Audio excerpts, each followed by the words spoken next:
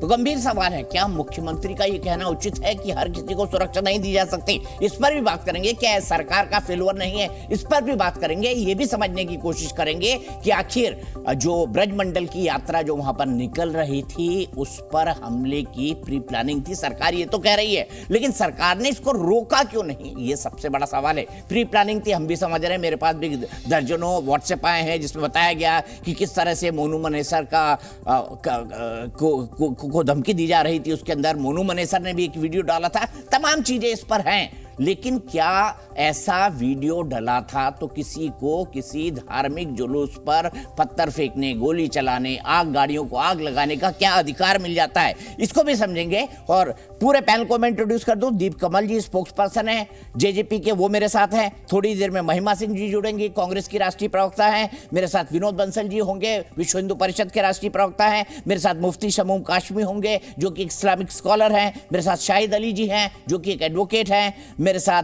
दानिश कुरैशी जी हैं जो कि AIMIM के नेता हैं। मेरे साथ धर्मवीर चौधरी जी हैं जो कि बहुजन समाज पार्टी के प्रवक्ता हैं, नेता हैं। लेकिन सबसे पहले दीप कमल जी, हर व्यक्ति की सुरक्षा हम नहीं कर सकते, ये कह रहे हैं मुख्यमंत्री खट्टर। तो कुर्सी तो छोड़ देनी चाहिए उनको। अगर आप सुरक्षा ही नहीं कर सकते तो आप सरकार किस बात के भाई? नहीं, देखिए दीपक जी, एक दुर्भाग्यपूर्ण घटना हुई है मेवात में, नूह में, जो कि हरियाणा में ऐसी हिस्ट्री नहीं है धार्मिक रूप से कोई इस तरीके के तनाव की चीजें या कोई आउट ऑफ कंट्रोल होने वाली। कभी गजब की बात करते हैं दीप कमल जी। नूह में और मेवात में क्या इलाके हैं, 80-20 चलता है वहां पर, आपको पता नहीं है? और वहां पर कितने कन्वर्जन हो रहे हैं, इस पर तो बड़ी बड़ी किताबें लिखी गई, बड़े बड़े सीरीज बन गए। ये सबको पता है, ये ओपन सीक्रेट है मेवात का। नहीं, लेकिन इसके साथ साथ देखिए, अगर आप फैक्चुअली देखेंगे तो पिछले 10, 15, 20 सालों में मेवात में धार्मिक तनाव वाली या आपस में कोई मारपीट झगड़े वाली, गोलीबारी वाली एक भी घटना नहीं हुई है। वो इसलिए क्योंकि आपने वहां इनको फ्री हैंड दे रखा है। स्थिति पैदा नहीं हुई। वो इसलिए क्योंकि आपने फ्री हैंड दे रखा है। ऐसा नहीं, आप झांकते ही नहीं वहां जाकर कि क्या हो रहा है। पुलिस नहीं जा पाती वहां गांव में दीप कमल जी, मुझे पता है, मैं भुक्तभोगी हूं। ऐसा सभी धर्मों के लोग, सभी धर्मों के, सभी जातियों के लोग वहां रहते हैं और आराम से रहते हैं, मेलजोल से रहते हैं। ये उस तरीके का क्षेत्र नहीं है जहां पर धर्म को लेकर कोई बातें उस तरीके की होती हो। सब अपना अपना धर्म अपने तरीके से पालन करते हैं। 1947 में क्या हुआ था ये भी बता दीजिए मुझे जरा। मेवात क्यों जाना पड़ा था? हमारे बड़े बड़े नेताओं को क्यों मनाना पड़ा था पाकिस्तान मत जाओ? कौन लोग हैं ये? तो वही पहलू है। देखिए उस वक्त तो जो लाखों की संख्या में पलायन हुआ आजादी के वक्त, यहां से लोग पाकिस्तान गए, पाकिस्तान से लोग यहां आए और लाखों की संख्या में लोगों ने अपनी जान गंवाई। उस वक्त इसी मेवात के लोग महात्मा गांधी जी की अपील पर, यहाँ पर घासेड़ा एक गांव है, उस घासेड़ा गांव में महात्मा गांधी जी गए थे और उनकी अपील पर यहाँ के लोगों ने यहीं बसने का फैसला लिया था। यही वो इलाका है दिल्ली के आसपास, अगर आप देखेंगे कोई और ऐसा इलाका नहीं है जहां पर पूरी तरीके से मुस्लिम आबादी हो या जैसी संख्या आजादी से पहले थी वैसी की वैसी हो। बहुत से लोगों ने इस इलाके से पलायन किया था, लेकिन मेवात के लोग यहीं रहे थे।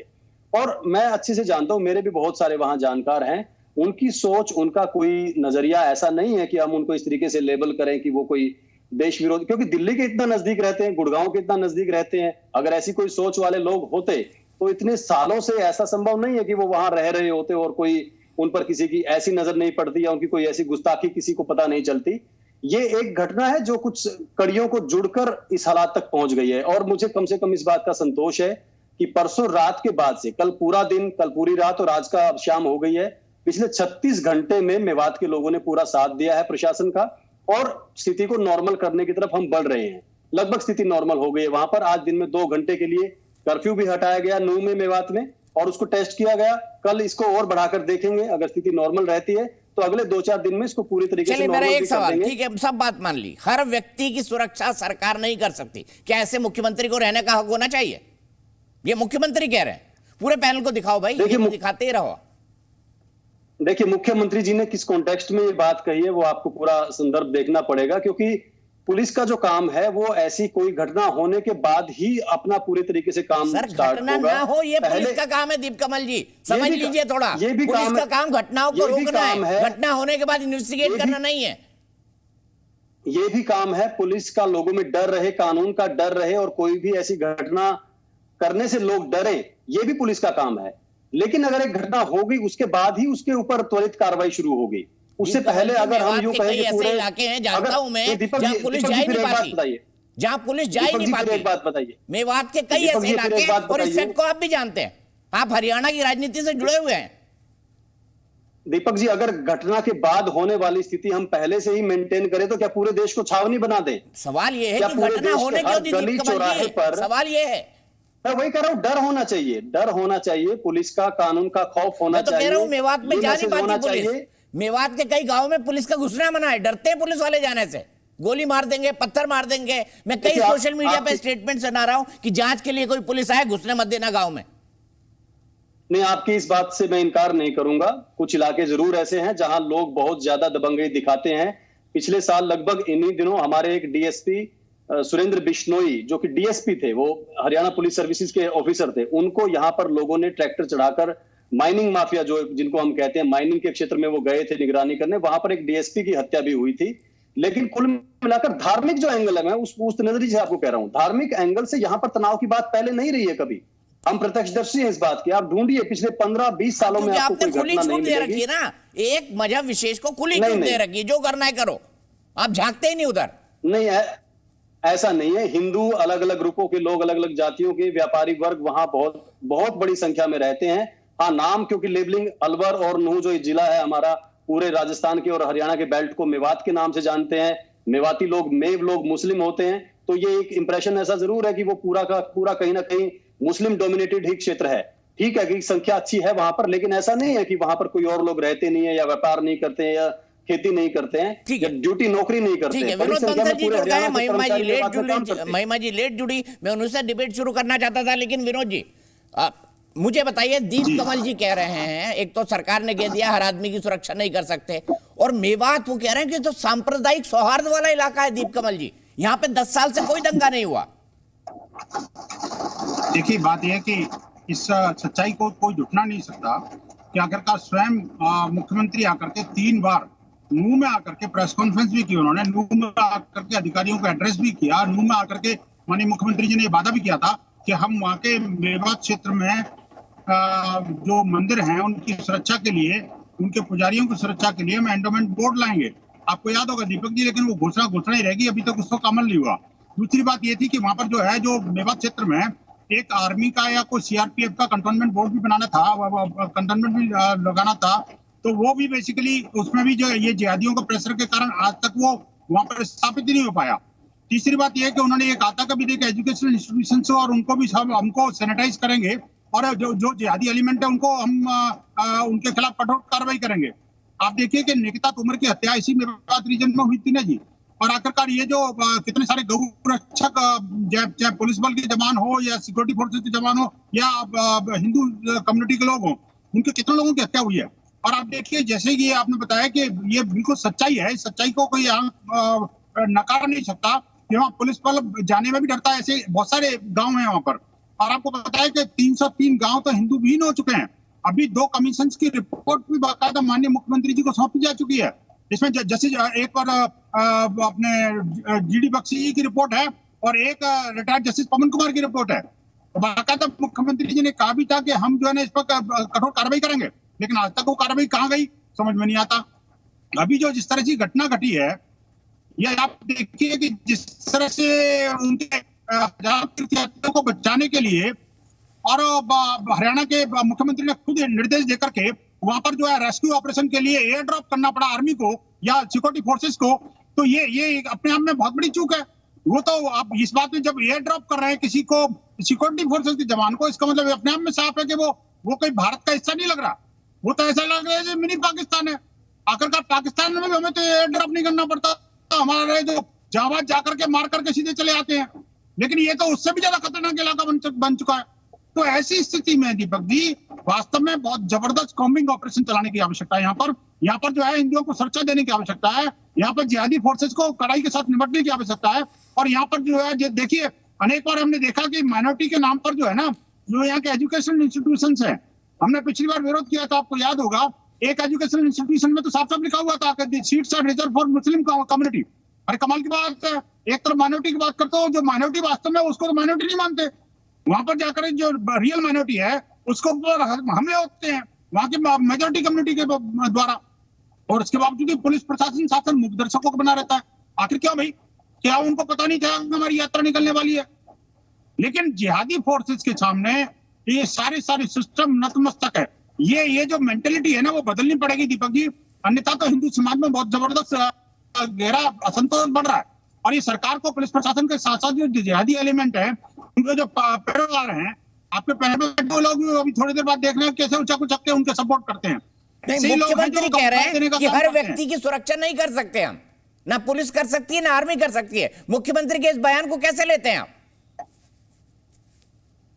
सरकार की है, इससे इस सरकार नकार नहीं सकती। हर व्यक्ति का मतलब ये नहीं होता कि हर एक व्यक्ति के साथ उनको पुलिस फोर्स तैनात की जाए, लेकिन इसका मतलब ये भी नहीं है कि अब हर व्यक्ति की जान की कोई कीमत नहीं है। आखिरकार जो भी हरियाणा के अंदर रहता है, उस प्रत्येक व्यक्ति के जान माल की जिम्मेदारी सरकार की होती है, पुलिस प्रशासन शासन की होती है। इस बात से कोई नकार नहीं सकता। ये संवैधानिक दायित्व उनका और संवैधानिक अधिकार है जनता का भी कि उनको लाइफ और पैसे की लिबर्टी होनी चाहिए, रिलीजन की लिबर्टी होनी चाहिए। इसका मतलब ये नहीं है कि मैं अपनी यात्रा, जो देखिए नूह जो कि वास्तव में भगवान श्री कृष्ण की एक पावन धरा है, उनकी क्रीड़ा स्थली है। वहां पर पांडव का 5 बड़े बड़े तीर्थ है हमारे हिंदू समाज के। ऐसा लग रहा है जैसे कि हम तो पाकिस्तान में जा रहे हैं क्या?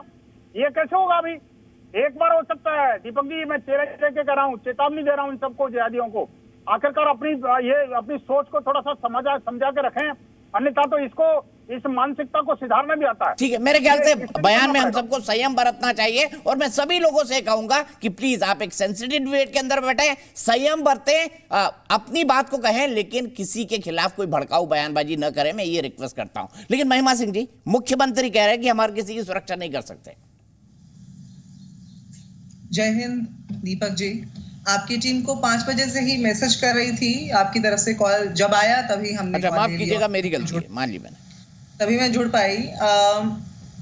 बात इस शेर से शुरू करना चाहूंगी कि जलते घर को देखने वालों, फूस का छप्पर आपका है, आग के पीछे तेज हवा है, आगे मुकद्दर आपका है। उसके कत्ल पे मैं भी चुप था, मेरा नंबर अब आया, मेरे कत्ल पे आप भी चुप हैं, अगला नंबर आपका है।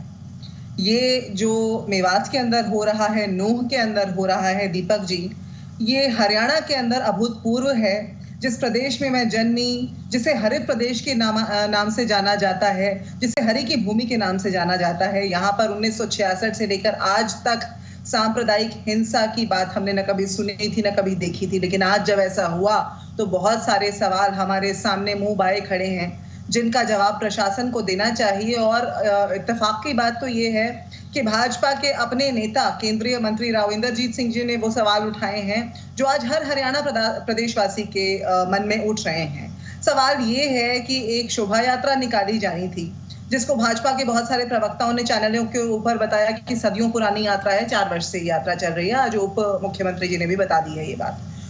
तो उसके अंदर अस्त्र शस्त्र हथियार कहाँ से आए दीपक जी? उन अस्त्रों शस्त्रों को, हथियारों को हवा में लहरा करके छेड़छाड़ करने की बात पहले से जो वहां के सीआईडी इंस्पेक्टर हैं विश्वजीत, वो कहते हैं कि मैं सूचना दे चुका था कि ऐसा होने वाला है, उस पर जवाबी कार्रवाई होने की भी संभावना है। ऐसी सूचना की अनदेखी सरकार ने कैसे की? ऐसा कैसे उचित समझा कि इसकी अनदेखी की जा सकती है? फिर वहां पर अपर्याप्त सुरक्षा बल क्यों था? उप मुख्यमंत्री खुद कहते हैं कि हमें ठीक जानकारी नहीं थी, हमें ये पता नहीं था कि वहां पर कितने लोग होंगे। वहां के जो एसएचओ हैं किशन कुमार जी, दीपक जी, वो ये बताते हैं कि हमारे पास पुलिस फोर्स जितनी थी उतनी हमने सारी लगा दी। उस दिन वहां के पुलिस अधीक्षक छुट्टी पर चले जाते हैं अपने घरेलू किसी कार्य से। तो ये सारी जब बात हम देखते हैं तो मुख्यमंत्री जी की बात बिल्कुल सही समझ में आती है कि कोई साजिश तो है, पर ये साजिश प्रशासन के देखते देखते उनकी नजर के नीचे कैसे हो गई? कहीं दिए तले अंधेरा तो नहीं है? कहीं मुख्यमंत्री जी जब किसान आंदोलन के दौरान कह रहे थे सठे साठे हम समाचार, उसी शाखा और उसी से जुड़ी हुई संस्थाओं के अंदर गोली मारो सालों को, उनके तो मंत्री भी बोलते हैं गोली मारो सालों को, कहीं वहीं पर ये सारी साजिश रची तो नहीं जा रही है? कहीं वो ही कल तक एक जिला था, आज हर जिला है। मैं कुरुक्षेत्र में बैठकर आपसे बात कर रही हूं और अभी आधा घंटा पहले यहां से जब मुल्ले काटे जाएंगे, राम राम चिल्लाएंगे, कहता हुआ एक प्रोसेशन यहाँ से जा रहा था, तो ये दिल दहलाने वाला माहौल बनता जा रहा है उस प्रदेश में जिसे दूध दही के खाने के नाम से जाना जाता था, दीपक जी। और ये सब हो रहा है 2014 में बनी खट्टर सरकार, जिसको 2019 में जजपा का सहयोग भी मिला। खट्टर सरकार के आने से पहले, भाजपा सरकार के आने से पहले हरियाणा में कभी क्यों रक्त रंजित होने का माहौल नहीं हुआ? आज क्यों ऐसा माहौल है? क्यों जलने दे रही है भाजपा हमारे प्यारे प्रदेश को? भाई महिमा जी, आपने एक नारा बताया, नारे तो दोनों तरफ से लग रहे हैं, तो आप एक ही नारा क्यों बता रही है? नारे तो दोनों तरफ से लगे। और अगर शोभा यात्रा के अंदर पत्थर पड़े तो उसकी भी तो पूर्व तैयारी थी, बंदूक पड़ी, पत्थर लाए गए, ट्रक में भरकर लाए गए, इस तरह का आरोप लगा है। कई लोगों ने सार्वजनिक तौर पर बोला है, सोशल मीडिया पर है। इसलिए बता रही हूं, दोनों तरफ से उत्तर देने दीजिएगा। इसलिए बता रही हूं दीपक जी, क्योंकि आज द ट्रिब्यून की एक सुर्खी है जो ये बताती है कि 2 हफ्ते पहले से जो सूचना अधिकारी हैं वो सूचना दे रहे थे कि सोशल मीडिया के ऊपर, साइबर क्राइम का हब है ना मेवात, ये तो माना जाता है, तो वहां का साइबर सेल इतना कमजोरी से कैसे काम कर रहा था कि सोशल मीडिया के ऊपर युद्ध चल रहा है। आज अभी अभी आपके शो पे आने से पहले मैंने देखा कि जो हरियाणा के गृह मंत्री हैं वो मोनू मानेसर के बचाव में बोल रहे हैं। वो बोल रहे हैं कि वो अपराधी तो है, लेकिन उसके वीडियो से ऐसा कहीं पता नहीं चलता कि उसका इसमें कोई हाथ हो। तो क्या क्योंकि वो उन्हीं का नियुक्त किया गया गौरक्षक था इसलिए आज उसका बचाव कर रही है भाजपा? हम इसलिए ये बोल रहे हैं क्योंकि हथियार जो हमारी शोभा यात्रा गई वहां पर वीएचपी की और बजरंग दल की, वो हथियार उसके अंदर लहराए गए। उन्हीं हथियारों के ऊपर सवाल आज भाजपा के नेता भी उठा रहे हैं केंद्र में बैठ करके। उन्हीं हथियारों पर चलिए मान लिया हथियार लेकर गए तो पथराव का अधिकार मिल जाता है, आगजनी का अधिकार मिल जाता है, किसी को गोली मारने का अधिकार मिल जाता है, मंदिर को घेर लेने का अधिकार मिल जाता है। 4000 लोगों के 6 घंटे तक नूह जलाए, 6 घंटे तक। मानी मैंने आपकी ये बात, मान ली आपकी कि हथियार ले गए थे, मान लेता हूं तर्क के तौर पर। क्या ये किसी को गोली मारने का अधिकार दे देता है महिमा जी? मैंने आपसे एक सवाल पूछा दीपक जी, यात्रा आ रही है, यात्रा के अंदर हथियार आ रहे हैं। यदि मेरे इलाके में, जैसा मैंने बताया थोड़ी देर पहले, एक यात्रा निकल रही थी और मेरी तरफ कोई हथियार आएगा तो शायद मैं भी अपने बचाव में कुछ करूंगी। वहां क्या हुआ क्या नहीं हुआ ये प्रशासन की नजर में क्यों नहीं है? ठीक है, क्विक जवाब, लंबा जवाब नहीं, फिर मैं दीप कमल जी के पास जाऊंगा, दानिश भाई के पास जाऊंगा, शाहिद जी के पास जाऊंगा। विनोद बंसल जी, हथियार लहराए जा रहे थे इसलिए हमला हुआ आप पर? देखिए दीपक जी, मेरी बहन महिमा ने उन जो जिहादी तत्व हैं उनको कितना महिमा पूर्वक वर्णन किया कि वो कितने महान हैं। मैं एक शब्द नहीं बोलेगी कांग्रेस, उनके मुंह में से एक शब्द नहीं निकलेगा कि आखिरकार कितने लोगों को मारा गया, आखिरकार कैसे मंदिर को 3 तरफ से घेर करके पहाड़ी पर चढ़ करके ऐसे युद्ध हुआ जैसे कारगिल का युद्ध हो रहा है।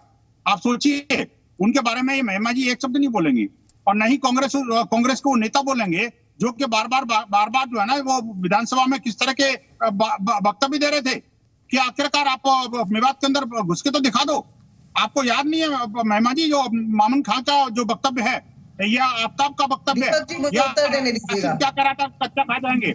मैं कहता हूँ, देखिए महिमा जी, आप देखिए, मैं कहता हूँ कि अगर मान लो कोई हथियार, लाइसेंसी हथियार लेकर के, कोई तलवार लेकर के, कोई मान लो यात्रा में जा भी रहा है, मैं एक बात को मान लेता हूँ, मान लो सपोज, हालांकि ऐसा कुछ नहीं था, लेकिन ऐसा कुछ था भी, तो क्या लाइसेंसधारी हथियार लेकर के चलना आत्मसुरक्षा के लिए क्या गलत है क्या? और उसका मतलब ये थोड़ी है कि वो मैं हथियार लेकर चल रहा हूँ तो आप मेरे को मार दोगे। मैंने तो हथियार का प्रयोग नहीं किया, लेकिन आपने तो मेरे को जान ले ली। आपने कितने लोगों की जान ली पता है आपको? आपके लोगों ने कितने लोगों को जो है वहां पर मंदिर के अंदर कितने घंटे तक कैप्टिविटी में रखा। आखिरकार सरकार को सिक्योरिटी फोर्सेस को वहां एयर ड्रॉप करना पड़ा, सिक्योरिटी फोर्सेस को एयर ड्रॉप करना पड़ा। ये इसलिए देखिए, ये जो राहुल गांधी जी की जो हिंदू द्रोही मानसिकता है, जिहादी प्रेम की जो मानसिकता है, ये कांग्रेस की जो नीति है ना, फूट डालो राज करो, ये जो मुस्लिम तुष्टीकरण की जो नीति है, ये सबसे बड़ा घातक ये प्रेसिडेंट बन रहा है। इसी के कारण ये जो उपद्रवी तत्व हैं वो खुलेआम बोल रहे हैं। आपने देखिए मोनू मानेसर का जिक्र किया, मैं आपको बता दूं स्पष्ट तौर से, मोनू मानेसर कोई अपराधी नहीं है। मोनू मानेसर को आपकी सरकार ने भी चार्जशीट नहीं किया है। मुझे बताइए, राजस्थान सरकार ने चार्जशीट किया क्या? मैं चैलेंज कर रहा हूँ आपको।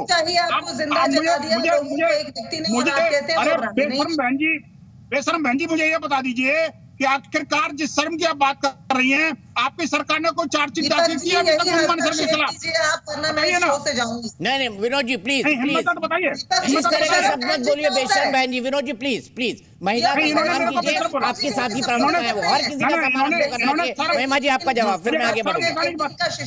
नहीं, मैं कहता हूँ मनुमान सर पर चार्जशीट दाखिल की क्या उन्होंने? बताइए ना। ऐसे दंगाई जिहादी मानसिकता तो मुझे आपकी लग रही है, जिहादी मानसिकता मुझे आपकी लग रही है। परिषद के प्रतिनिधि यहाँ बैठे हुए हैं, ये आप जिहादी मांसिकता के साथ इस देश को तरतीब से जलाने का योजना बना रहे हैं ना, हम लोग जी बताते हैं आपकी योजना। इस तरह की अशिष्टाचार की बातें होंगी तो आपका सर शर्म से झुक जाएगा। दीपक, मैंने उनको रोका, मैंने उनको टोका। विनोद जी प्लीज ऐसे शब्दों का इस्तेमाल नहीं, सम्मान करिए अपने साथी का। आपने बात की कांग्रेस हिंदुओं को बेशर्म कहेगी और आपको अगर कोई बेशर्म कहे तो आपको पीछे लग जाएगी। मेरी बहन ऐसी बात नहीं है। देखिए अगर आप बेशर्म बोलते तो दूसरा सुनना ही पड़ेगा आपको। आप बताइए सर, आप बेशर्मी के साथ क्यों कह रही है इस बात को? मनुमान सर जिम्मेदार है, आप बताइए ना। आपके पास क्या प्रूफ है मनुमान सर का? आपने चार्जशीट दाखिल की क्या? राजस्थान सरकार ने आज तक चार्जशीट दाखिल की क्या? बताइए ना। अगर आपका हिम्मत है तो आप चार्जशीट दाखिल करिए।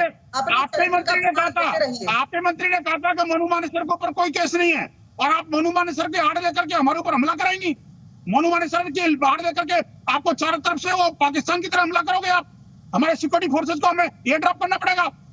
आर्थिकता के कारण ही ये जिहादी पनप रहे हैं। मेरी बहन थोड़ा समय पर सुधर जाइए, नहीं तो बात कहीं ना कहीं।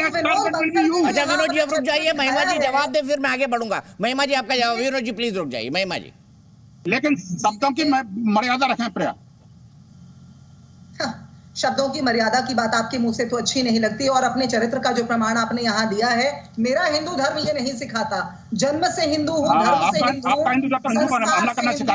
पर मेरा हिंदू धर्म ऐसे जिहादी मानसिकता नहीं सिखाता जिस जिहादी मानसिकता को लेकर आप इस शो के ऊपर बैठे हैं। जिहादी मानसिकता आपके कृत्यों में दिखाई देती है और ऐसी आपराधिक मानसिकता का हिंदू हो या मुसलमान हो, गुड़गांव हो या गुरुग्राम हो, आपराधिक मानसिकता के लोग सारे फेल कर रहे हैं। ऐसी आपके सारे नेता फेल कर रहे हैं। वो अपराधी प्रवृत्ति के लोग तो वो हैं जो बार बार हिंदुओं पर हमला कर रहे हैं। जैसा हिंदू धर्म आप प्रचलित कर रहे हैं, ऐसा हिंदू धर्म ना हमें सिखाया गया ना हम जानते। ठीक है, मैं आगे चलता हूँ, शाहिद जी के पास चलता हूँ। शाहिद जी, आप सुप्रीम कोर्ट के वकील हैं। आज शायद सुप्रीम कोर्ट ने कहीं कहा भी अपने ऑर्डर के अंदर कि संवेदनशील जगहों की विशेष तौर पर निगरानी हो, कोई भड़काऊ भाषण ना हो। बिल्कुल ठीक है, लेकिन मुझे बताइए संवेदनशील एरिया इस देश में क्या होता है और कहाँ होता है, किन इलाकों में होता है?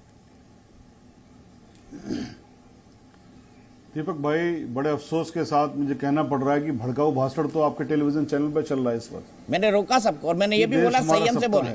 इस देश को बचा लीजिए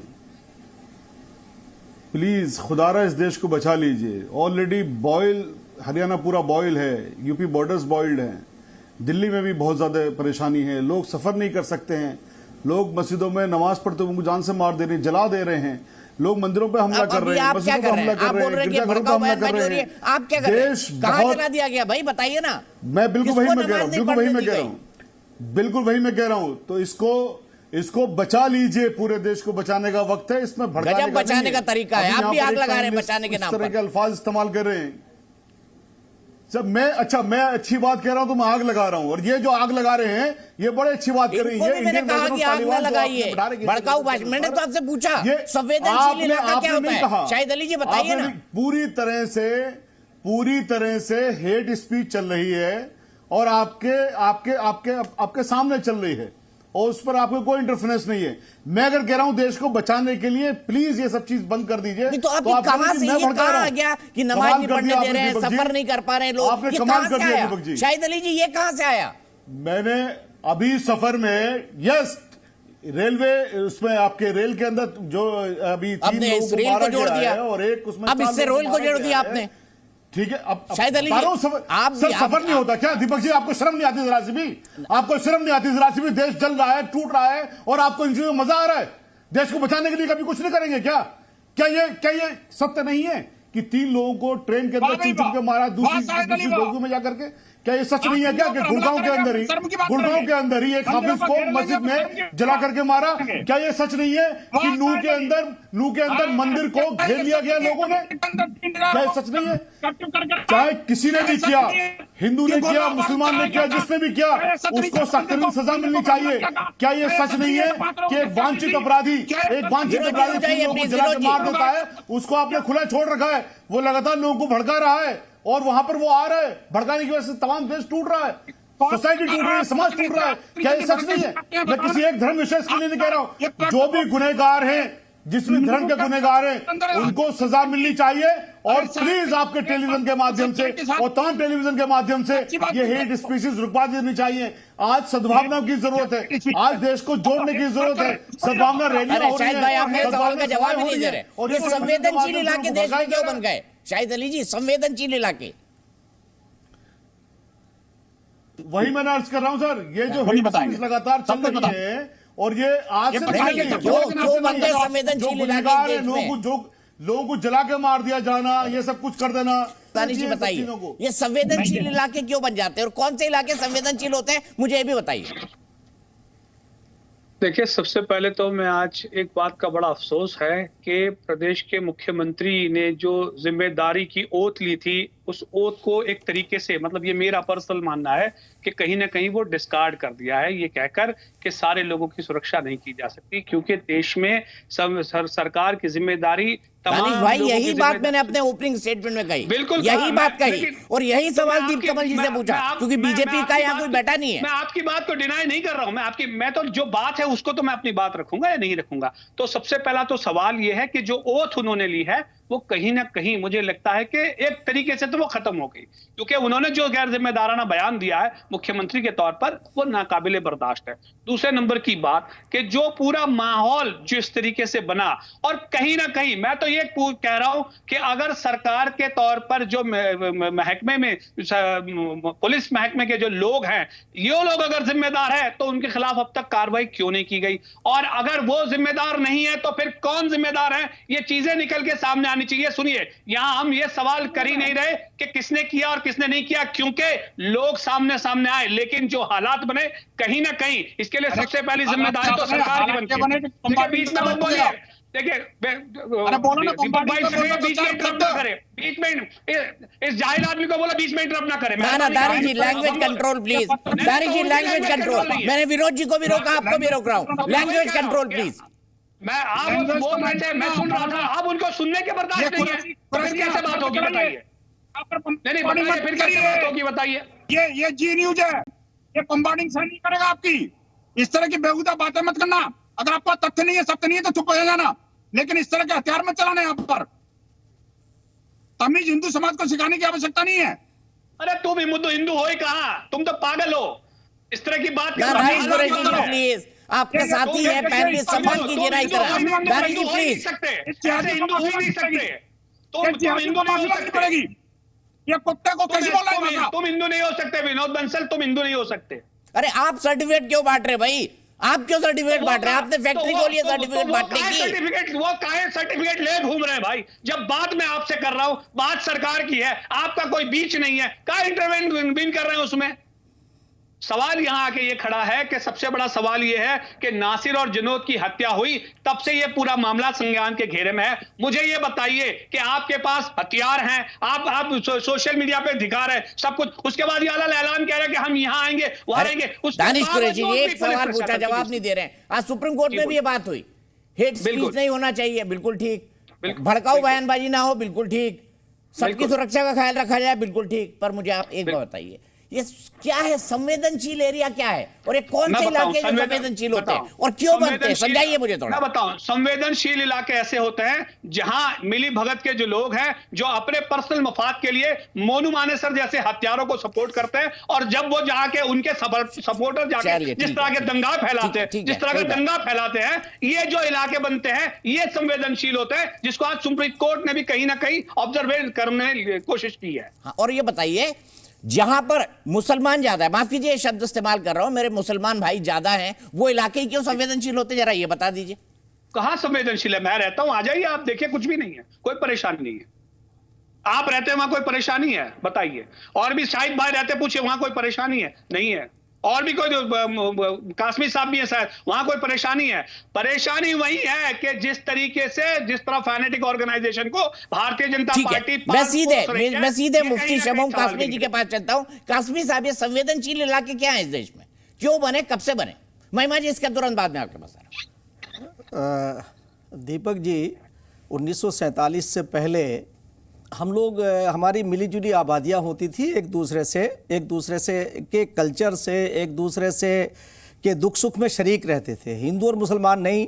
मैं आपको अगर अब एक घटना मैं सुनाता हूँ कि जब हम बड़े हो गए तो जिन्हें हम चाचा कहते थे, स्वर्गीय श्री राम सिंह जी, तो हमारे फादर के दोस्त थे, हम उन्हें चाचा कहते थे। जो हम बड़े हुए तो हमें पता चला कि हमारे चाचा तो हिंदू हैं, तो हमने अपने पापा से पूछा तो कहने लगे बेटा ये तो हम लोगों की पारिवारिक ज़िंदगी ऐसी रही है। तो मैं आपको आज ये बताना चाह रहा हूँ कि ये संवेदनशीलता कैसे आई।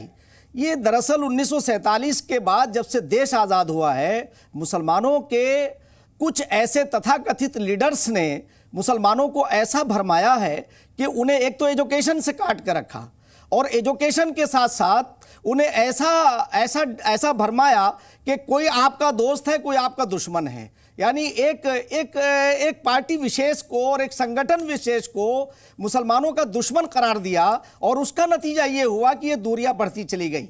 मैं इससे पहले एक और बात ये कहना चाहता हूं कि जो आपने अभी खट्टर साहब के बारे में कहा, मैं 2014 की बात ये कर रहा हूं कि यही जो मेवात का एरिया है, ये बहुत आपस में मेल जोल के साथ रहते हैं, हिंदू और मुसलमान सब मिलजुल के रहते हैं। हमने कई प्रोग्राम वहाँ सर्वधर्म सम्मेलन के किए, और इत्तेफाक ये रहा कि खट्टर साहब के चीफ मिनिस्टर बनने से पहले एक दिन उनका फ़ोन आया कि भाई वहाँ मेवात के एरिया में हमने एक सर्वधर्म सम्मेलन रखा है, हम वहाँ चलेंगे। तो मैंने कहा खट्टर साहब मैं इस वक्त इतनी जल्दी तो नहीं तैयार हो पाऊँगा।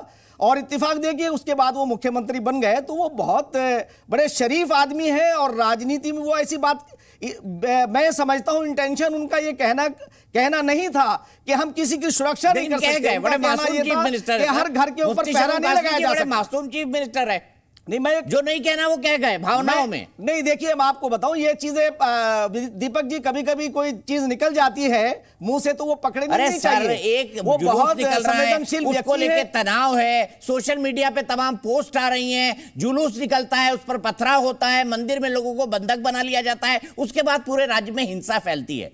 तो क्या पुलिस हाथ पे हाथ रख के बैठी रहे? नहीं, मुख्यमंत्री नहीं, हम सुरक्षा नहीं दे सकते। हमने तो दीपक जी, हमारे तो एक्सपीरियंस ये है कि हमने तो हमेशा पुलिस को इसके लिए हमेशा हम प्रेरित करते हैं। हम तो यहाँ रह के ये बात करते हैं कि खट्टर साहब दिन के बाद एक नाकाम चीफ मिनिस्टर बनते जा रहे हैं। नहीं, ऐसा नहीं है। जितने कार्य उनके वो बहुत ईमानदार आदमी है, ऑनेस्ट है। अगर अच्छे लोग, ईमानदारी का क्या करेंगे सर? 6 लोग मर गए, ये अच्छी बात नहीं है। ईमानदारी का क्या करेंगे? 6 लोग मर गए, क्या उनको जीने का अधिकार नहीं था? ये बड़े दुर्भाग्यपूर्ण है कि वो मरने वाले हमारे। महिमा जी को लाता हूं। महिमा जी बताइए क्या सोचती है, क्या नजरिया है आपका? क्या चीफ मिनिस्टर को सही ठहराया जा सकता है कि भावनाओं में ये कह गए? बिल्कुल नहीं ठहराया जा सकता दीपक जी, और मेरा नजरिया तो यह है कि आपके शो पे विश्व हिंदू परिषद के प्रवक्ता ने जिस तरह मुझसे बात की, मैं तो मुसलमान नहीं हूँ, जिस तरह उन्होंने एक दूसरे प्रवक्ता से बात की जो मुसलमान है लेकिन हमारे सहभागी हैं इस शो के, वो जिस तरह से बात कर रहे हैं, उनका रवैया यहाँ दिखाई दे रहा है। उसी रवैये के लिए सर्वोच्च न्यायालय ने आज ये चेतावनी दी है कि विश्व हिंदू परिषद और बजरंग दल की रैलियों के अंदर हिंसक भाषण न दिए जाएंगे। सर्वोच्च न्यायालय की आज की चेतावनी है दीपक जी। और इसीलिए मैं ये शुरू में कह रही थी कि सठे साठेम समाचार रेत वाला जो वीडियो वायरल हुआ था ना मुख्यमंत्री जी का, जिसमें वो कहा था कि ईंट का जवाब पत्थर से, दो वो लाठी मारते हैं तो तुम भी लाठियां लेकर जाओ, ये वही मुख्यमंत्री हैं। तो ये जो भावनाएं हैं, ये बहुत गहरी शाखा से जुड़ी हुई भावनाएं हैं, ये उनकी परवरिश का, उनके संस्कार का हिस्सा है, वही दिखाई दे रहा है। और इसी मानसिकता के विरुद्ध कांग्रेस और कांग्रेस के साथ आज जुड़ी सब पार्टियां देश को चेताती रही हैं। राहुल गांधी जी बार बार चेताते रहे हैं। सरदार पटेल ने जब 1948 के अंदर आरएसएस को बैन किया था और ये कहा था to root out the forces of violence and hatred, तब इसी मानसिकता उसको जड़ से मिटाने के लिए बात की गई थी, जो आज आपके शो पे दिखाई दे रही है दीपक जी। ये दुर्भाग्यपूर्ण है, ये नहीं होना चाहिए, आपके शो पे नहीं होना चाहिए, गुड़गांव में नहीं होना चाहिए, गुरुग्राम में नहीं होना चाहिए। जब गुड़गांव था तब नहीं हुआ इतने साल, लेकिन आज गुरुग्राम हो गया तो वहां हमने सांप्रदायिक हिंसा देख ली। ये दुखद है, ये हमारी आत्मा रो रही है, हमारा मन रो रहा है। हम जहां बैठे हों, जो हो, यदि जीवित हैं तो सवाल उठाएं, अपने प्रशासन से सवाल उठाएं, अपने मुख्यमंत्री से सवाल उठाएं कि मैंने आपको चुना। जब एक एक वोट आपके लिए मायने रखता है तो एक एक जिंदगी की सुरक्षा आप कैसे नहीं देंगे? धर्मवीर चौधरी जी क्या कहेंगे इस पूरे हालात पर? दीपक जी धन्यवाद, आपने मुझे जरा लास्ट में टाइम दिया है तो जरा मुझे और थोड़ा टाइम दीजिएगा। सर पूरा बोलते रहिए ना, सभा कर लीजिए, कोई दिक्कत नहीं है शपथ लेकर के सभा कर लीजिए आप। संवैधानिक शपथ लेकर के एक चुने हुए मुख्यमंत्री की ये भाषा नकारे, नालायक और नाकाम मुख्यमंत्री की होगी। और मैं तो ये कहूँगा कि इनको तुरंत इस्तीफा दे देना चाहिए और आदरणीय बहन कुमारी मायावती जी के 4 बार के शासनकाल को ये पढ़ें, समझें कि लॉ एंड ऑर्डर क्या होता है। ये जो उत्तर प्रदेश में आज बरेली में दंगा होने से बचा, नूह जो है मेवात का क्षेत्र जल रहा है, मणिपुर जल रहा है, तो ये जो विचारधारा, जो उग्र विचारधारा है जिसके पोषक विश्व हिंदू परिषद के लोग हैं, आरएसएस के लोग हैं, बीजेपी के लोग हैं। दीपक जी जब जब चुनाव नजदीक आएगा तो ये भाई से भाई को लड़ाने का प्रयास करेंगे, ये सांप्रदायिक दंगे कराएंगे, क्योंकि इनको सत्ता में वापसी चाहिए और इनके पास में विकास का, लॉ एंड ऑर्डर का कोई मॉडल नहीं है। इसीलिए ये मुख्यमंत्री ऐसी भाषा बोल रहे हैं कि ये सबको सुरक्षा नहीं दे सकते। अच्छा धर्मवीर जी बताइए ना, उत्तर प्रदेश में चुनाव में आपको विधानसभा चुनाव में कितनी सीट मिली उत्तर प्रदेश में? बताइए, इतने अच्छे मॉडल के बाद 10 लोकसभा की सीटें हैं। सीटें मिली? 10 लोकसभा की सीटें हैं। विधानसभा की बताइए ना सर। 10 लोकसभा की सीटें हैं और आदरणीय बहन कुमारी मायावती जी 4 बार की मुख्यमंत्री हैं। 4 बार की मुख्यमंत्री विधानसभा में कितनी सीटें मिली बताइए ना। अयोध्या का जो निर्णय आया था, मैं आगे बढ़ता हूं, प्रदेश में एक भी दंगा हुआ हो तो आप मुझे बता दीजिए। ना आप संविधान की बात मानते हैं, ना आप सुप्रीम कोर्ट की बात मानते हैं। हो गई। मैं सीधे दीप कमल जी के पास चलता हूं। दीप कमल जी, क्या मुख्यमंत्री को डिफेंड कर पाएंगे आप? आऊंगा विनोद जी आपके पास।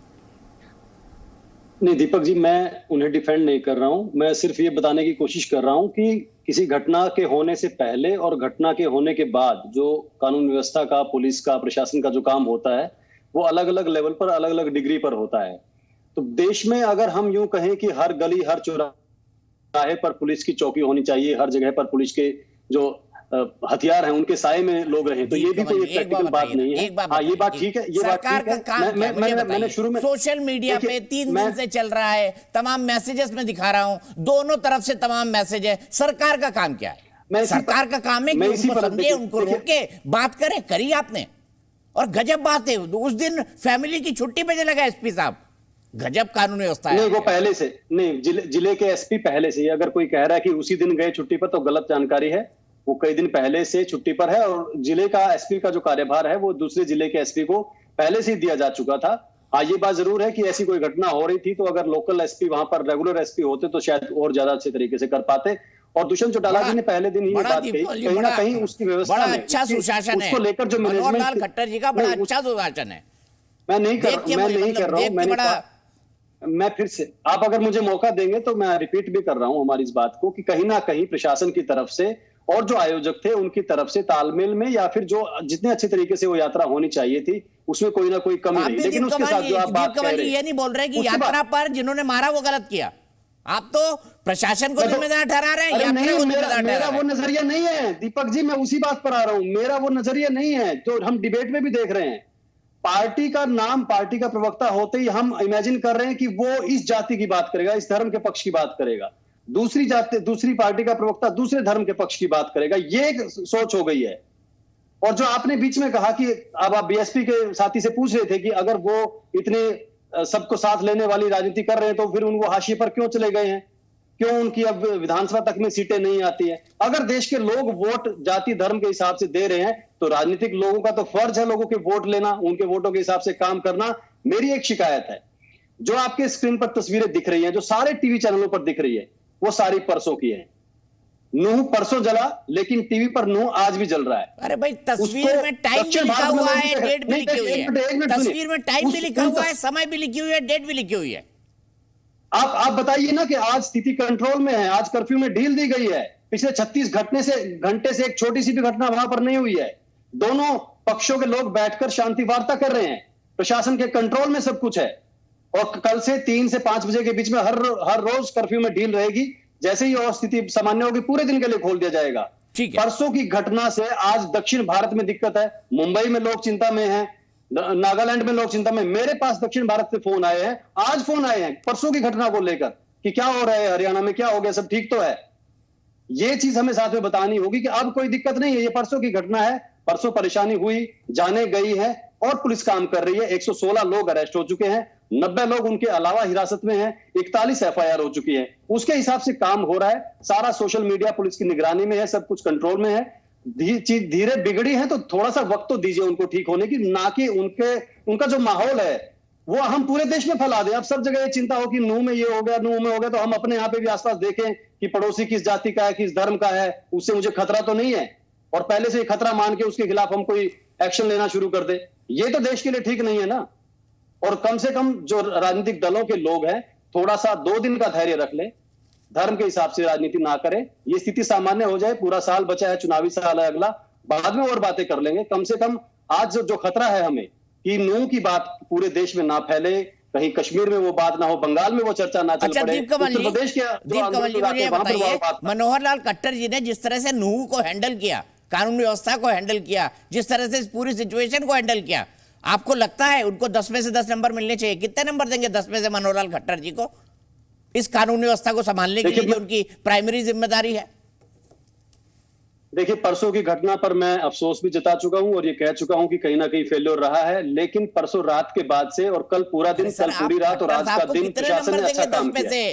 कानून व्यवस्था संभालने के लिए कल से प्रशासन ने अच्छा काम किया है। कल से आज गुड़गांव और मेवात पूरा शांत है। ठीक है कि स्कूली संस्थान बंद हैं, बाजार कुछ बंद हैं, कुछ इलाकों में कर्फ्यू है, कहीं पर धारा 144 है, वो स्थिति को कंट्रोल करने के लिए है।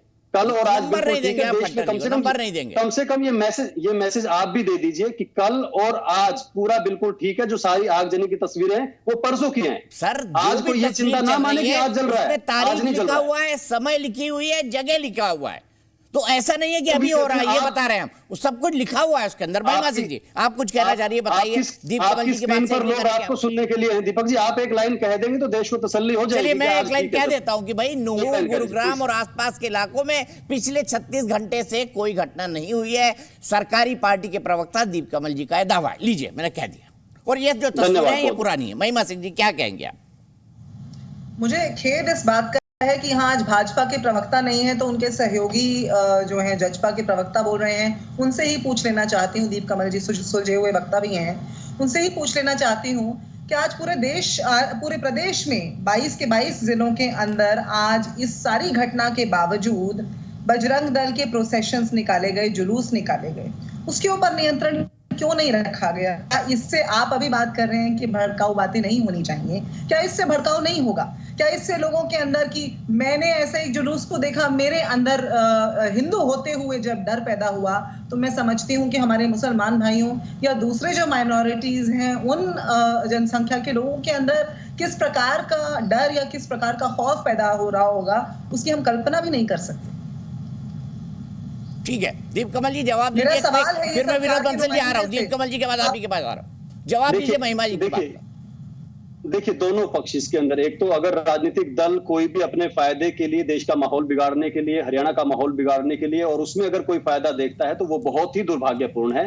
और उसके साथ साथ मीडिया के जरिए जो बातें आगे जा रही हैं उसके अंदर भी कम से कम चीजों को सुधारने वाली बातें होनी चाहिए, ना कि और ज्यादा भड़काने वाली। चाहे वो टीवी डिबेट का विषय हो, चाहे कोई और माध्यम हो, लोगों तक हम पॉजिटिव बातें पहुंचाएं। जो गलत लोग गलत सोच के साथ कोई काम शुरुआत करते हैं, आप उस पर रिएक्ट करके उनकी आग में घी क्यों डालते हैं? ये भी तो सबको देखना होगा। बार बार कितनी चीजों से हम सीखेंगे? 20 बार ऐसा हो चुका है कि एक पक्ष जानबूझकर कोई काम इसलिए करता है क्योंकि उनको पता है कि दूसरा पक्ष रिएक्ट करेगा, उस पर प्रतिक्रिया देगा, और जैसे ही वो रिएक्ट करता है उनका काम बन जाता है। कितनी बार में सीखेंगे हम ये चीज? ठीक है, एक विनोद बीसों दत्त बार ऐसा बताइए, हो चुका क्या है, कह उन गया लोगों को भी पहचान लीजिए, शाहिद भाई भी उनकी कुछ कहना हरकतों चाह को भी रहे हैं, आ रहा पहचान हूं लीजिए। उनके पास। होने के बावजूद ऐसे जुलूस कैसे निकाले जा रहे हैं, इसका जवाब हम सरकार से मांग रहे हैं। ठीक है, मैं आपका ये सवाल फिर से पूछ लूंगा उससे, विनोद दत्त जी। देख दीपक जी जो प्रश्न पूछ रही है उसका जवाब तो माननीय सर्वोच्च न्यायालय ने दे दिया ना जी। सर्वोच्च न्यायालय में गए थे ना प्रतिबंध लगाने के लिए, जुलूसों पर प्रतिबंध लगना चाहिए देश में। ये जो अपने प्रदर्शन हो रहा है और प्रदर्शन नहीं होना चाहिए। सुप्रीम कोर्ट ने कैसा तमाचा मारा इन अपील कर्ताओं का, ये भूल गई है। अरे बहन जी मुझे बताइए कि आखिरकार ये जो दंगा करने वाले लोग कौन थे 1984 में? आप मुझे बताइए, जो दंगा करने वाले कौन लोग थे जो तंदूर कांड किया था इन्होंने? आप बता दो ना। आखिरकार ये भी बता दो 1992 में जो मेरी बहनों के साथ व्यभिचार किया था अजमेर में, वो कौन लोग थे? आप बताइए ना कि आपके कितने नेता हैं जो अभी तक बेल पर हैं? आप मुझे बता दीजिए ना, मनु मानेसर पर कितनी चार्जशीट आखिर करी आपकी सरकार ने? आप मुझे बता दीजिए ना, कितने जिहादियों को आपने अरेस्ट किया? आप मुझे बता दीजिए ना, आखिरकार कितने गौरक्षकों को, जो गौरक्षक पुलिस वाले आपके शासन में मारे गए, लेकिन आज तक उनको आपने को मुआवजा तक नहीं दिया। आप मुझे बता दीजिए ना बहन जी, कांग्रेस के शासनकाल में जब केरल के अंदर वो बछड़े को काट करके और ऐसे सिर हिला के बोल रहे थे हमें तो गौ मांस खाने का अधिकार है, उस समय कौन बरकरार रहा था? क्या हिंदू समाज की भावनाएं नहीं होती? आज आप हिंदू बन के बैठी हैं यहाँ पर। मुझे बड़ा दुख हो रहा है कि मैं हरियाणा की पावन धरा पर और कुरुक्षेत्र की मेरी बहन होने के बावजूद भी आप तो जिहादियों का साथ दे रही हैं। आपके मुंह में से एक शब्द निकला कि आखिरकार वो। ठीक है, जवाब दे दीजिए महिमा जी, मुझे मेरे पास वक्त खत्म हो गया। एक क्विक जवाब महिमा जी। मेरा जवाब तो 3 शब्द का है दीपक जी, विश्व हिंसा परिषद बन गया है विश्व हिंदू परिषद।